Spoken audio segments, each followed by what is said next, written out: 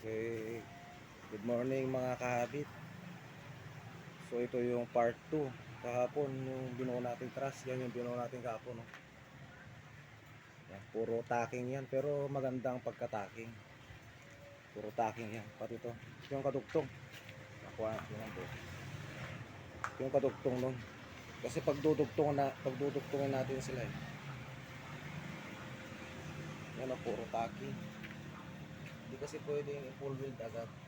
Kasi babaluktot yung baka. Pag nakaramdam kasi ng init yung bakal, nag-iiba yung kumbaga sa paano ba to paliwanag, kumbaga sa kanil parang lalambot siya ba. So sana may sampa natin ito ngayong araw na to kabit. Yan o, yan natin siya isasampa.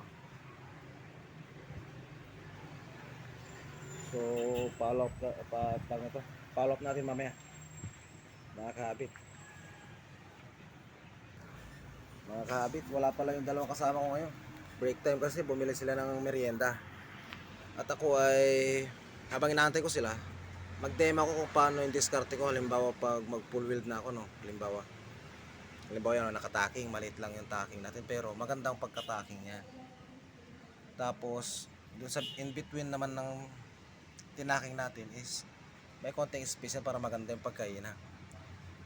Okay, so subukan natin full weld to.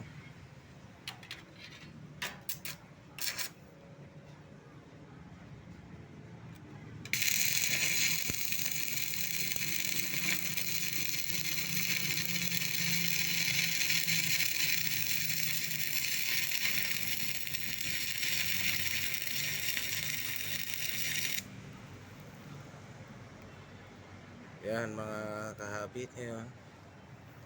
Tatanggalin natin yung flux. Tignan natin kung anong itsura nya. Wait lang. Yan, di ko mahanap yung pangtiktik. Kaya ito na lang, long nose.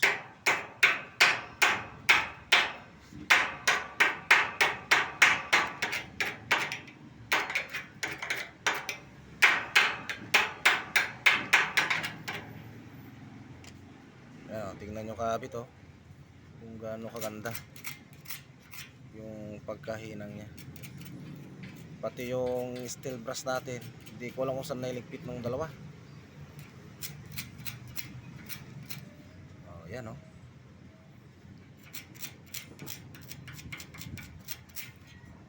Yan. So, thank you for watching mga kahabit. Update ko kayo mamaya o kaya bukas sa panibagong video natin. Salamat.